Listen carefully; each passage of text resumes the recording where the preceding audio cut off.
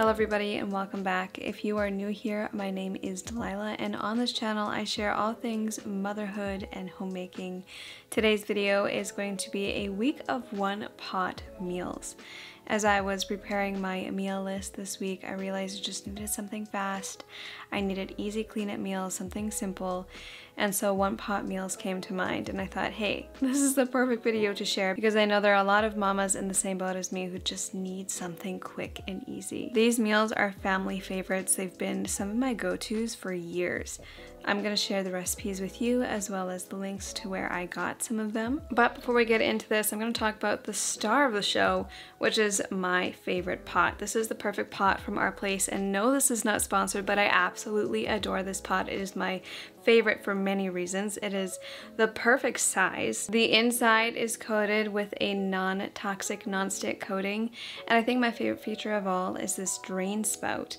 I can drain the water from my noodles, the fat from my meat without having to dirty a strainer. I can just do it right with the pot. It's the perfect pot, which is probably why they called it the perfect pot. And it just so happens to be on crazy sale right now. Our place is having a site-wide Black Friday sale and you can get this particular one for $71 off. They've got tons of beautiful color options.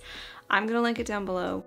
Starting off with the first meal, we are making a classic macaroni and cheese. Now you can buy the store-bought stuff and that works just as fine, but this recipe is just as easy, just as quick, far more delicious, and far more nutritious. The recipe I used is based off of a recipe I found on Pinterest, which I will link below, but I'm also going to share my own twist on this. For this recipe, you're going to need some macaroni. You are going to need some broth of some kind. You're going to need milk, butter, seasonings of your choice. I'll share what I use in a minute. And then you're going to need cheese of your choice. In your pot, you're going to start off with your liquids. You're going to add in your milk and you're going to add in your broth. Then you're also going to add in some butter as well as your seasoning. So I personally enjoy using, well, salt, obviously, and then paprika, mustard powder, and nutmeg. I know nutmeg sounds a little bit weird, but a little sprinkle of this, just, I don't know what it is. It makes it so good. You're gonna warm this up until it comes to a boil, and then you're going to add in your noodles.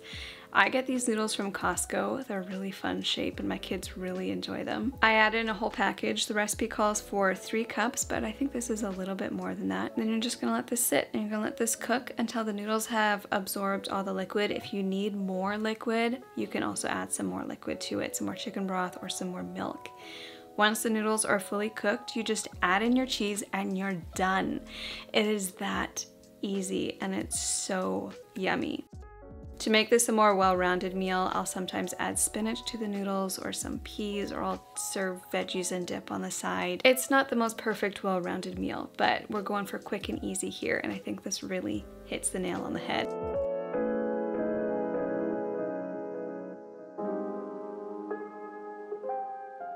This next one I have been making for years and years. It is a cheesy sausage, rice, and broccoli skillet. I'm going to leave this recipe linked down below, but for this you're going to need sausage, you're going to need an onion, bell pepper, salt, pepper, garlic, white rice, chicken stock or broth of some kind. You're going to need some broccoli and 2 cups of shredded cheese.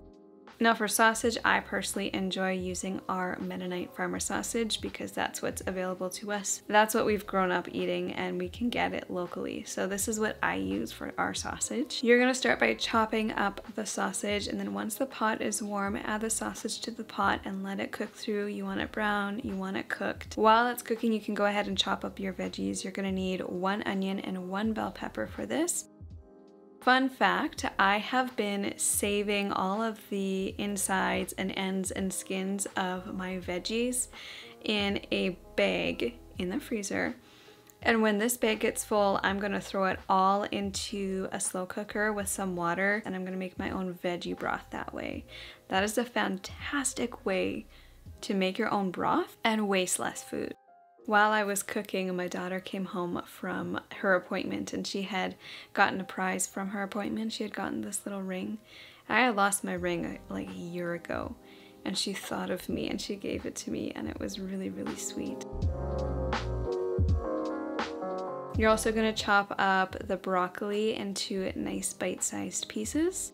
And then once the sausage is done cooking, you're going to take it out of the pot. There should hopefully be some fat left in the pot. You're going to use that. Don't strain that away. You want to just remove the sausage and set it aside. Then use the remaining fat in the pot to cook your veggies. So you're going to cook your onions and your bell peppers. Let that soften for a few minutes and then add some garlic.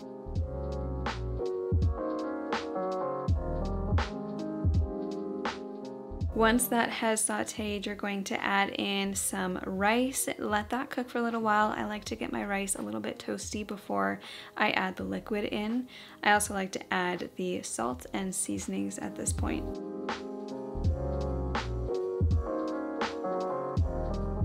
Once that's toasted for a few minutes, you can add in your broth. And then the recipe says not to add the broccoli right away, but I find it doesn't cook all the way if I don't add it immediately. I'll pop the lid on and just let that cook. While that's cooking, I'll get my cheese shredded.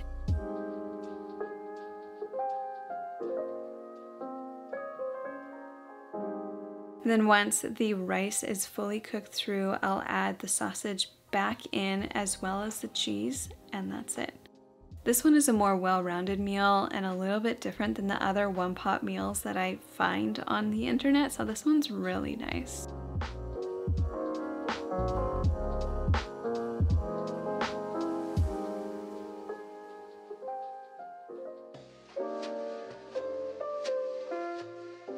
Moving on, we're gonna make some broccoli soup. Soup is always a good one to make as a one-pot meal. Again, this is a recipe I found online, so I will leave that one below. But for this, you're going to need some butter, 1 medium yellow onion, you're going to need flour, broth, you're gonna need some cream and broccoli, carrots, salt, paprika, garlic powder, dry mustard, black pepper, and cheddar cheese. Start by chopping up your onions and get those sauteing in some butter just to get them nice and soft. While that was sauteing, I peeled and chopped my carrots as well as my broccoli.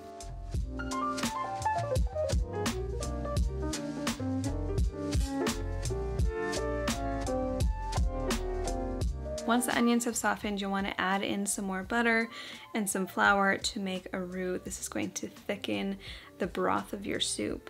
Once the flour has cooked through a little bit, you're going to very slowly add your broth in. And when I say very slowly, I mean like a few drops and then give it a good stir, a few drops, give it a good stir until it's really starting to come together. Because if you pour this all in right away, it's gonna get really lumpy and it's not gonna be good.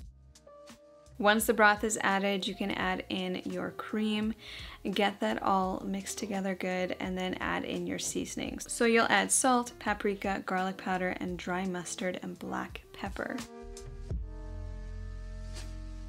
Side note, it seems like whenever I'm making supper, that's when my daughter struggles to fall asleep. So I often find I'm using the wrap during supper time, and I love this because she loves it. She falls asleep so easily, and then I'm hands-free. And the Solly Baby Wrap is also on sale right now, so I will also leave that link down below.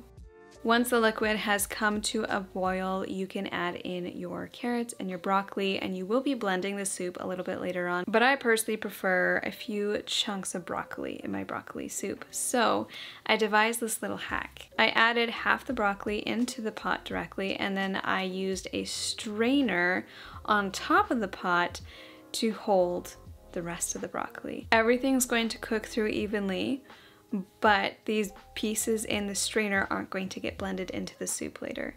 So once everything is fully cooked through, I remove the strainer with the broccoli, I'll set it aside, and I'll start blending my soup. I love my immersion blender for this. This is one tool I've had in my kitchen since I was first married, and I love it. I blended the soup a little too much. You don't need to blend it very much, just blend it lightly. You can also put this into a blender. Once the soup is blended, I'll add in the rest of my broccoli and I'll adjust it. I will add more liquid if I need to, more seasonings if I need to. I actually ended up adding more liquid after this too, just to thin it out a little bit more.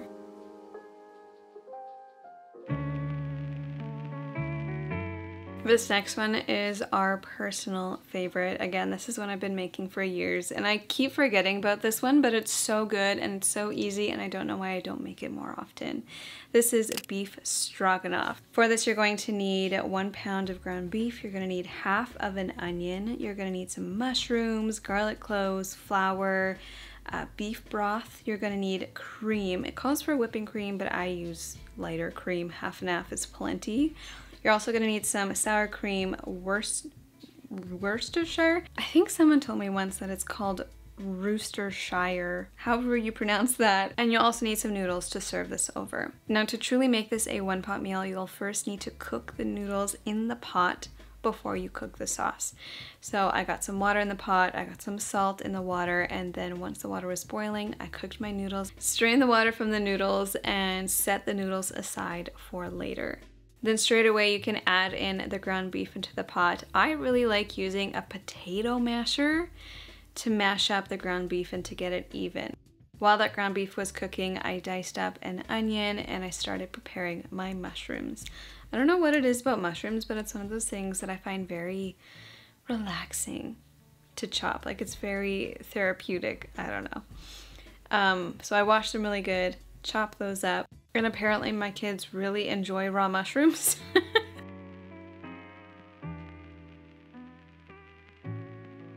Once the ground beef is cooked through, you can go ahead and strain the fat from it and then add in some garlic, add in some onions, and your mushrooms.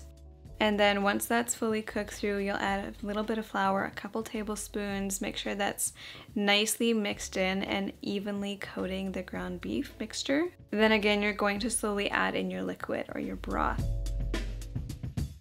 Once the broth is fully mixed in, you'll add in the cream and your flavoring, so salt, pepper, sauce. Remove this from the heat and then mix in your sour cream and you're done. This is a classic and my family loves this. It's a crowd pleaser for sure.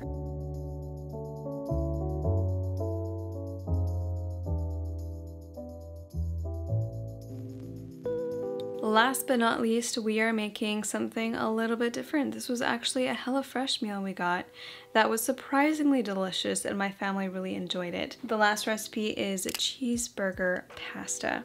I know it sounds a little weird, but trust me on this one. For this, you're going to need ground beef, noodles, cheddar cheese, sour cream, garlic, ketchup, mustard, beef broth. You'll also need an onion, salt and pepper, and then optional is chives to top it all off with.